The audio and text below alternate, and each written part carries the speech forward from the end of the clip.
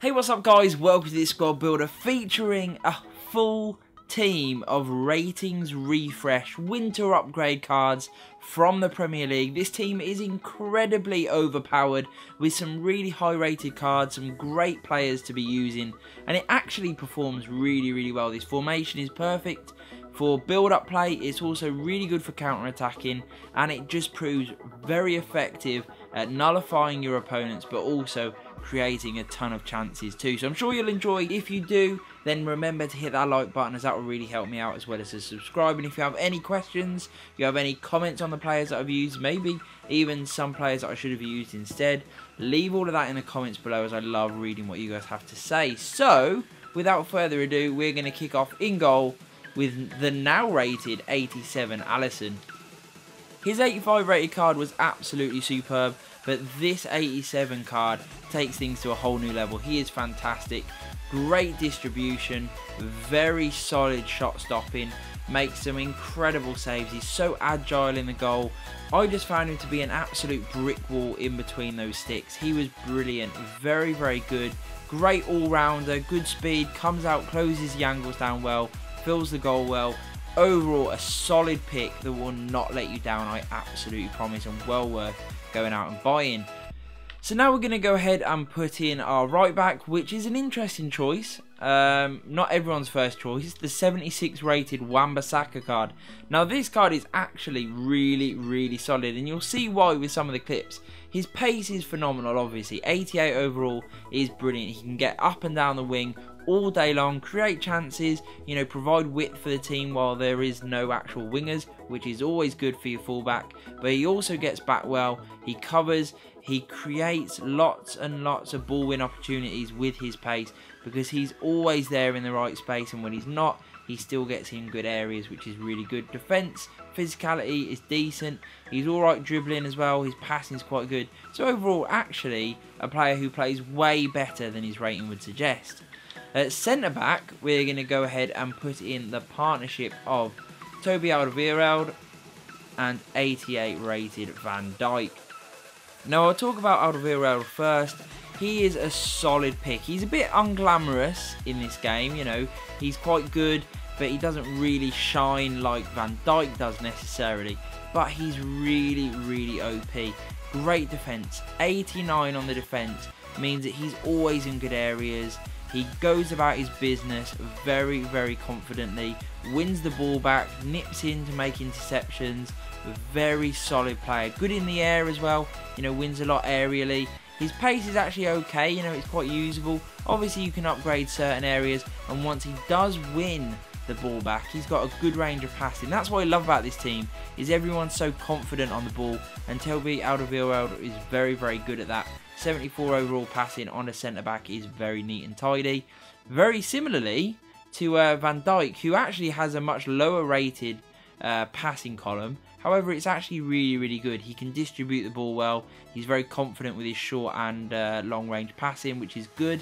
He's very good in defensive situations. So that's where this card really excels, and why he feels so overpowered in game. 87 defense combined with 86 physicality means that not only is he in the right positions, he can make incredible tackles and interceptions. He's got the insane strength and aerial ability to go along with it, making him the almost perfect centre-back. Then you throw in the fact that he's got 75 pace, which is brilliant.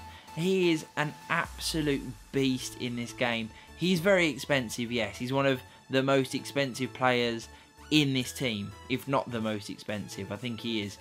But he is well worth going out and buying. He really does make a difference for this team, and I really enjoyed using him. Now, completing the defence, a much cheaper option, but still someone who's very overpowered, is Andy Robertson. 83 rated now, a really good card, similar to Wan-Bissaka, you know, 85 pace, he can get up and down the wing, provides a lot of crosses and wins the ball back higher up the pitch, which I love about him, keeps us on the attack and really does provide some width for the team. In defensive situations, 80 defense is really decent, 76 physicality. I love the fact that he's got a bit of shooting, passing and dribbling to his game too, making him a really solid pick. So now we're going to go ahead and put in the first of our CDMs, which is Torreira. Upgraded Torreira, 82 rated, may not look like the most phenomenal player in the world, and he will be relatively cheap. I actually packed him about 3 or 4 times when I was opening packs around these cards release, but oh my god, is he incredible. I was nearly not going to use him. I was deciding on what formation to use, what players, etc. And then I thought I'll throw him in, I'll use this formation, and I've got 2 CDM spots, so I'll give him a go. And my god, was I not disappointed. He is absolutely phenomenal. He really does remind me of Kante. He covers the pitch so well with his incredible pace. Feels way higher than 78, I must admit. Covers the pitch brilliantly, makes lovely recovery runs. He just nips away like a little terrier, just nipping away, getting the ball back and just getting you back on the attack. He's got a good range of passing, dribbling and physicality in defence. So he really is a good all-rounder. I can't really fault this guy, especially for the price. He is easily one of the most biggest bargains out of this whole refresh team is Torreira. Absolutely incredible. Our second CDM spot now goes to the 87 rated Fernandinho. Only a small upgrade on his 86 rated card, but still one hell of a player to be using in this game. 67 pace is usable, it definitely covers the pitch well. Not quite as well as Torreira, of course, but still good. Shooting and passing are really nice when he does have the opportunity. He can score some goals and he can create for others, which is always a good thing. Nice dribbling as well to get out of tight situations. But what I really love about him is that 85 defence and 80 physicality. Very, very good at winning the ball back, making interceptions, and just generally being in the right space to provide a nice screen in front of the back four. Him and Torreira do that incredibly well, and they are fantastic players that provide a real base for moving the ball higher up the pitch. And they'll be playing it into these guys, the first of which, the first cam we put in is Harry Kane. 90 rated now. This guy is incredible. Obviously, he comes as a striker off the bat. I moved him down to cam, not something I'd done before, but let me tell you, he was fantastic in this role. Centrally, he plays just in front of the striker and in between the opponent's midfield and defence, giving him that yard of space that he needs, because honestly, when he has the ball at his feet, there are very few better. He's got the incredible shooting both from distance and short range, makes intelligent runs all day long, drops for the ball, makes runs in behind. You can't really fault his movement at all. And then he's got insane passing as well. Obviously, I have upped these areas, but his vision and his passing overall is actually really, really good. And if you do use him in a similar way to how I have, I would definitely recommend this chemistry start on him, as it really does get the most out of him. He is able to feed the other players in this team superbly well, get goals, get assists, and that is exactly what you'd want from Kane. Our next cam we go ahead and put in is Marcus Rashford. Again, another striker that I've moved back, but he provides really great width, incredible pace. You know, he's still quite central so he can score goals, but he also provides us that little bit of width, that pace option to get the ball out and break quickly, and Rashford does that superbly well. Insane pace at 93. 80 on the shooting is absolutely ridiculous. Then you throw in the fact that he's got 83 dribbling. He's got decent passing and physicality too, which is always a good thing. Helps him link up with others and create chances, which is definitely a good thing and what you want from these cams. Now, our final cam in this team is another striker that I've moved back, and that is the 85 rated Lacazette.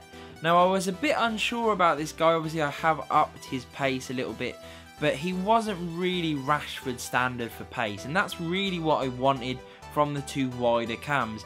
But actually, Lacazette's pace was really, really good. He was able to get in behind, beat people. He's got decent dribbling at 84, and he's got very, very good shooting too. So he actually chipped in with a fair few goals, follows into the box well, gets a lot of rebound goals, which is always good, and actually is quite quick and is able to go past people. He operates in between the fullback and the centre-back, so he can exploit that little gap. He can drift out wider if he needs to. He got me assists, he got me goals. I thought he was a really solid player, and actually, whether you're playing him at cam or striker, will do you a really good job at both getting in behind, coming short, and just generally being a player that will score you a ton of goals. Now, our final player within this team, capping the team off, is a striker that I've left as a striker, and that is the 88 rated Aubameyang card. This guy is phenomenal, 94 pace, so electric, so quick, with incredible shooting. 85 overall is just to die for. That pace and shooting combo makes him incredibly sweaty. He also has decent physicality, very nice dribbling and good passing, so they can all link up well, they all bounce passes off each other, they all share assists, they all share goals, and that just means we've basically got 4 strikers in this team that, apart from Kane, have really good pace, all of them have insane shooting, and they actually have decent ranges of passing and dribbling too, so they can all use the ball, they can all get it out of their feet with their dribbling skills, and it really does combine to be one hell of a potent attack force. And Aubameyang really typifies that. Very good for getting in behind, a really solid player for running into the channels too. He was incredible and I really enjoyed using him.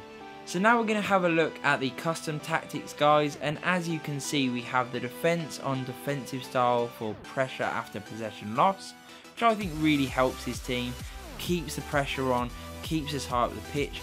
We've got width there at 5 bars, we have depth there very high at 7 bars, then we move on to the offensive style, which is fast build up, width there at 4, players in the box all the way up there at 8, corners there at 4, and free kicks there at 3.